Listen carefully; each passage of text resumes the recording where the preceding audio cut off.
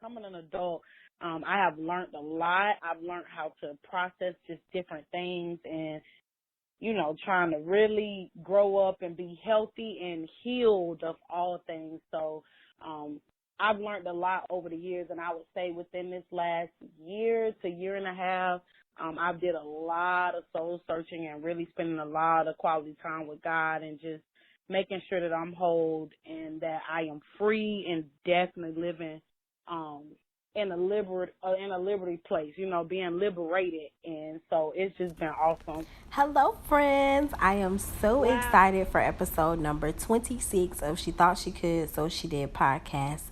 We have an interview. I remember last week I said we might have an interview just because I didn't want to get you all excited and then blap, drop the ball and we not do it. But guess what?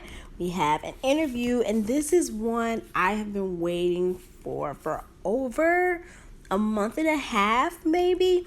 Me and Miss Shanita were supposed to record slightly after episode 23 with Miss Rihanna, who talked about depression and anxiety and how it is being in the spotlight and suffering from depression.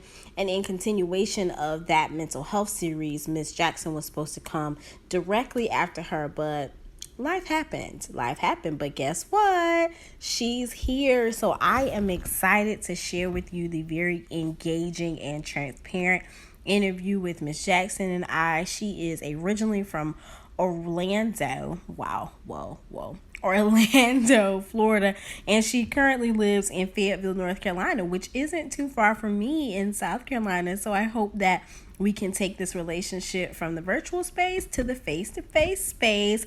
She is a social worker, and an interesting fact about her is that she is half Bohemian. So one of her parents is from the islands. It's her dad, actually, that is from the islands. She is a graduate of FAMU in Tallahassee.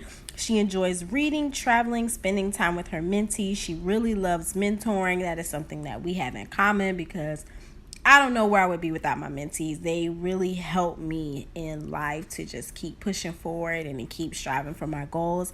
And she's a mauntie. If you're wondering, Tabitha, what in the world is a mauntie? It's a mom/auntie. So she is taking care of her precious nephew. So shouts out to Miss Shanita. Without further ado, here's the All right, interview. Shanita. First, I want to thank you for being on the podcast, and we are just going to go ahead and get started. I already gave you a bomb intro, and we are going to get started with a little bit of the background. Like, tell us about yourself. How were you growing up in Orlando? What do you feel like has changed about you? What has remained the same? Just give us a little Shanita update. Girl, so much has changed. I grew up in Orlando, Florida. Mainly, I'm the oldest of 6 children, so I always had to play the mommy role to my younger siblings. Also, just growing up in Orlando, my mom was a single mother, so I lived in a single family household. And I had to I like to kind of explain to my friends that I was more so my mom's significant other, just because of the fact that I had to help kind of pick up the slack, not necessarily working a full-time job, but definitely helping in other areas like, making sure my little brothers and sisters take baths, do homework, help cook dinner. Me and my sisters and brothers, we always tease about one of my favorite meals growing up when I was like 10 and 11 years old to make was spaghetti. So they always be like, Shanita, can you make us some spaghetti? Even to this day, it's funny. I also was very close with my grandmothers, my dad's mom and my mom's mom. So I learned a lot from them, having a prayer life, reading the word, just knowing the word, being able to know how to talk to God for myself. Heavy in the church, because that's just how, my grandmother's was. My mom's mom was, definitely like another mother to me. And my dad's mother, who was originally from Nassau, Bahamas, was definitely, I would call her me mom, but she was definitely another blessing to me. They were definitely my best friends. And I know you was asking about like how has things changed since from being a young girl to now an adult. I would say life has did a tremendous change. I remember just growing up, going through very hard times and, growing up, becoming an adult. I have learned a lot. I've learned how to process just different things and trying to really grow up and be healthy and healed of all things. So I've learned a lot over the years, and I would say within this last year to year and a half, I've did a lot of soul searching and really spending a lot of quality time with God and just making sure that I'm whole and that I am free and definitely living in a liberty place, being liberated. And so it's just been awesome. Wow, wow, wow. First of all, that's amazing. And I want to dissect a few things there that's going to lead into our next question. A strong faith background. That's always amazing. And sometimes in life, that is what carries you through when you're transitioning and when you're going through different things. And faith is like the only thing that can help get you through. Another thing that stood out was the fact that you identified it as being your mom's significant other, confidant, if you will, to kind of help make sure everything was good around the house. So even though that didn't mean working full time, taking care of those siblings was probably something like a full-time job. I can only imagine. Yes. I had to grow up early due to my mom's illness, but I did not have siblings, so I don't understand that portion, but I can only imagine. So I want to ask you, and journey on to the next question about mental health and your first introduction to that, whether that be a good thing, a bad thing, or indifferent. How did that and faith kind of intersectionalities thereof? Because sometimes faith to have people saying, well, just pray about it, don't worry about getting help, don't talk about it, making it a taboo topic. And then other times faith will embrace mental health. So I'm interested to know if there was any overlap of the two, and if not, that's completely fine. Sometimes there isn't. But if there is, since you brought that faith factor up, definitely let us know what that looks like. Growing up, my grandmother, we grew up in a Baptist church. So when you grow up in a denomination of faith, sometimes mental health can be overlooked. Like you said, a lot of times it was more so, you just gotta pray about it. Don't let the enemy use you, and just things of that nature. And to be honest, growing up, mental health was not like, it was never explained to me growing up as a kid. Even though I saw signs of mental health, like with one of my aunts, God bless her soul, she dealt with mental health issues, but we were never brought to light about those things until I started getting older and really understanding just life in general on my own and kind of knowing how to bring faith and God together, but still struggling on knowing how that really matched or how that really went together until I got older and was like, okay, something has to be done. Yeah, I need God, but I also need a therapist. Yes, I can pray to God, but I also need someone to hear me out.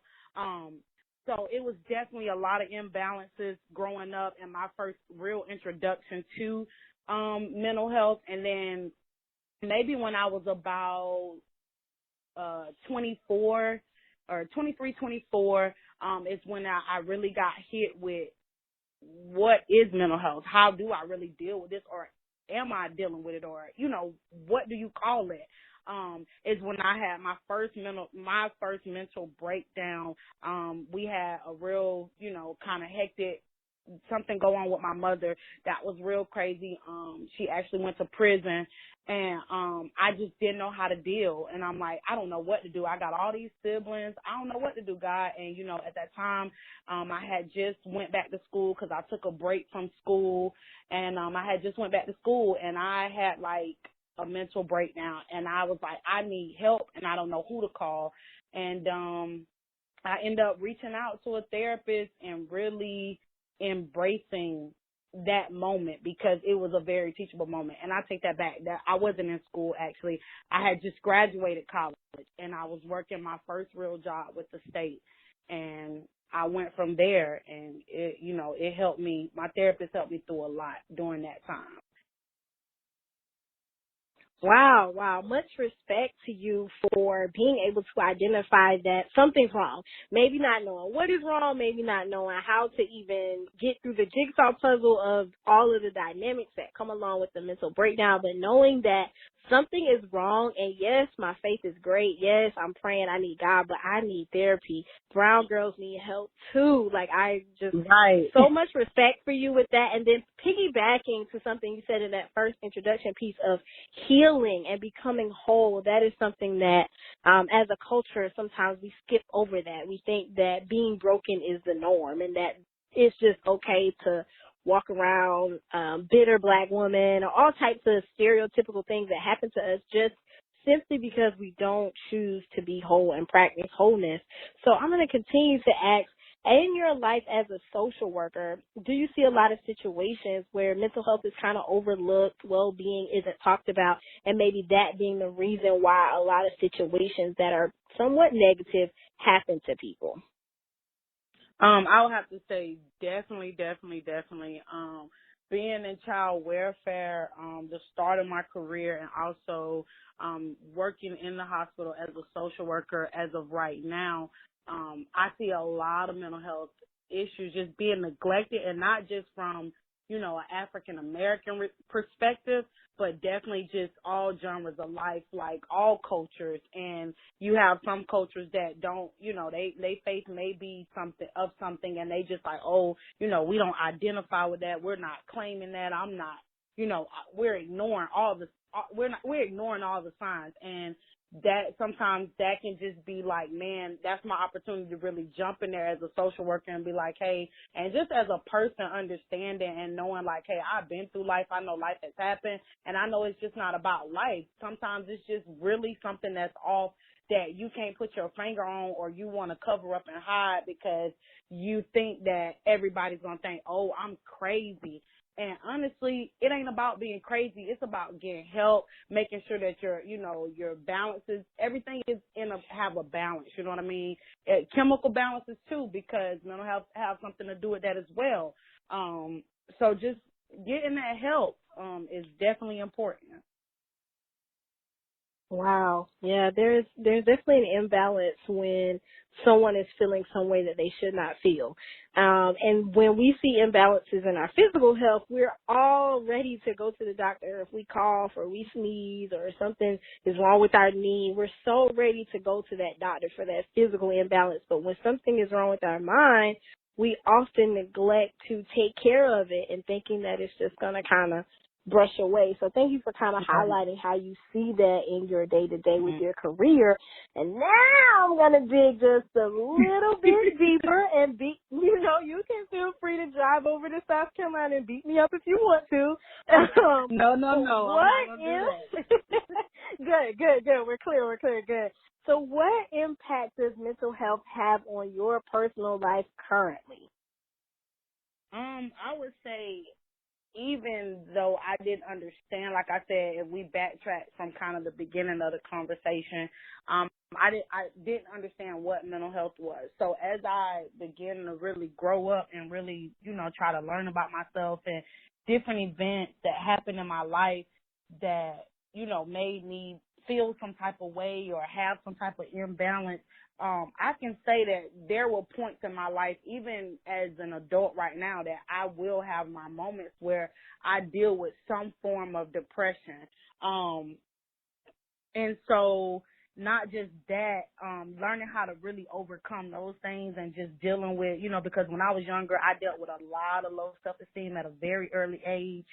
And, I didn't know how to define that stuff. I didn't want to reveal it, tell people, oh, I'm depressed and I don't know what I want to do because, in my community, it was shunned upon. Like, they gonna instantly say that, okay, yeah, you crazy, or, you finna go see the shrink doctor or the nut doctor. And I used to be like, why is it so bad? So you would try to cover that up as much as you could, for me, my standpoint.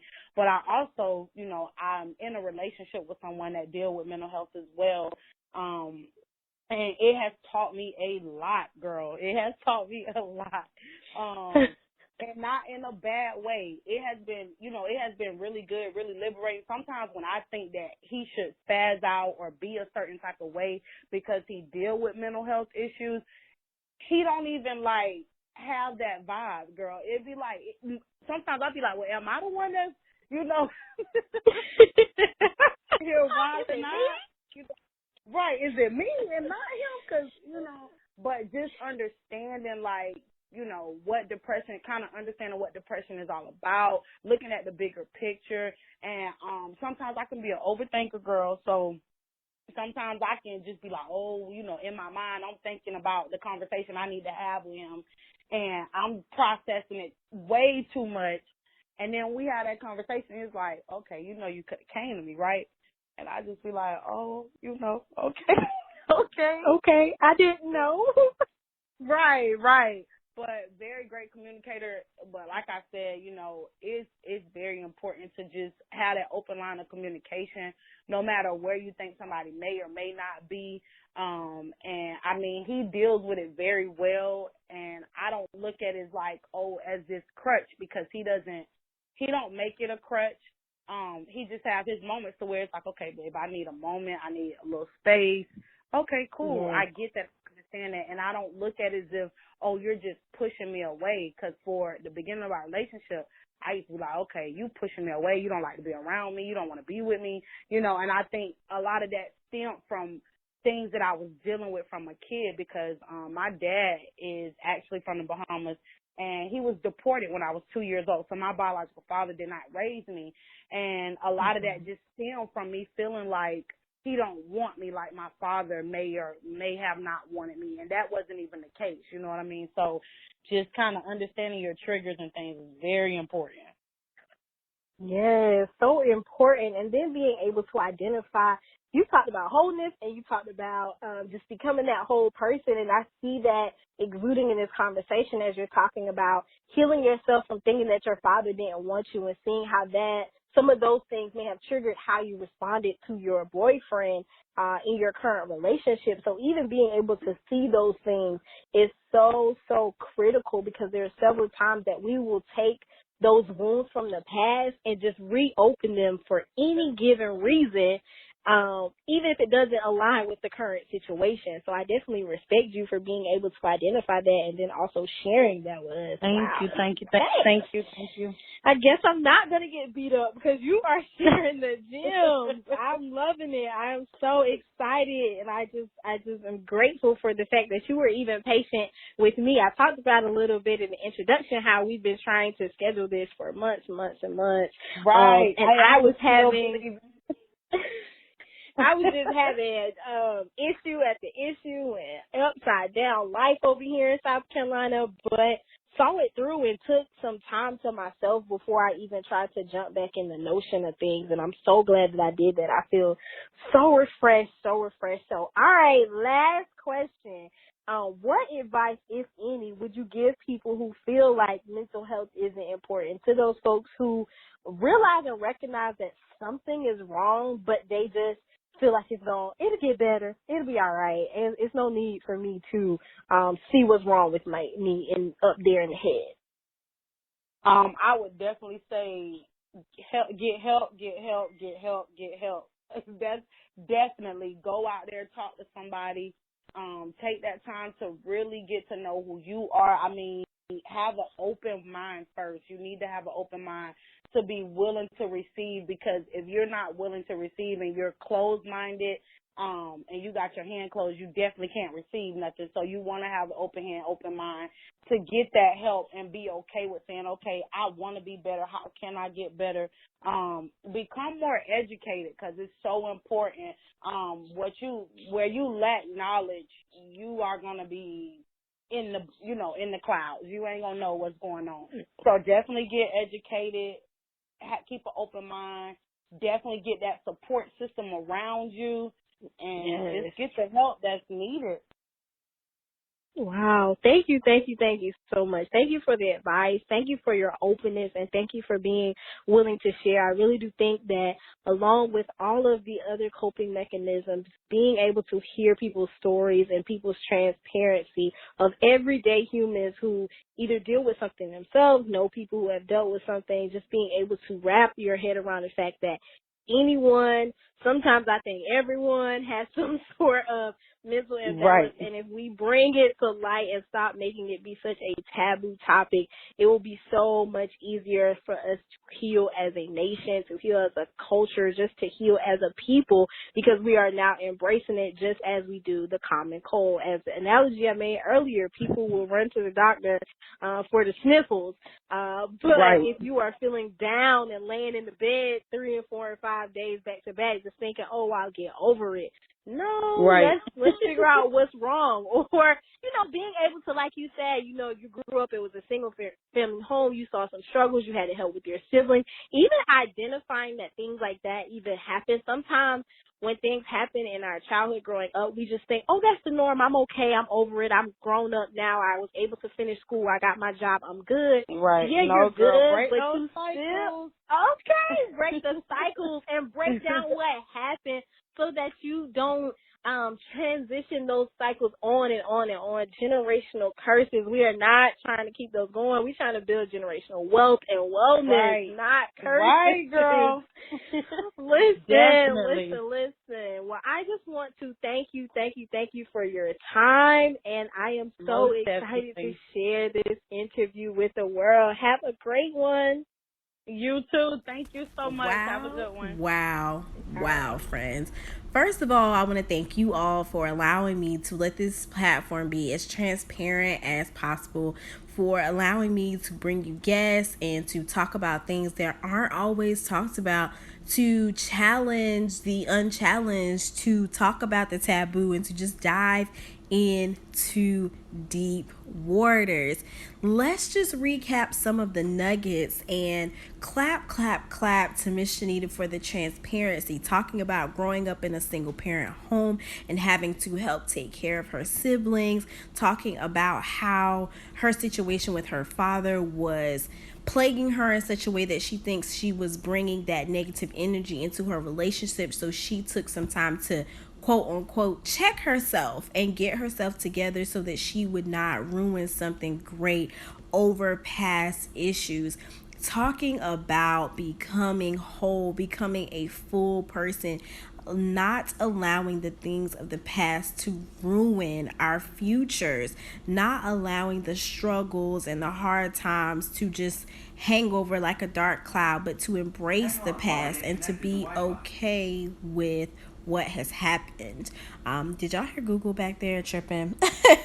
LOL. But once again, I just want to thank Miss Shanita for being a guest on the She Thought She Could podcast. I want to also thank her for her transparency and her realness as it relates to mental health. I thank you for sharing that back in the day you had a meltdown and you knew something was wrong. You didn't know exactly what was wrong, but you knew something was wrong. You leaned on your faith, but you knew that it was necessary to get some help. Hats off to you, Shanita. I look forward to staying friends and staying connected. All right, folks. Talk to you next week.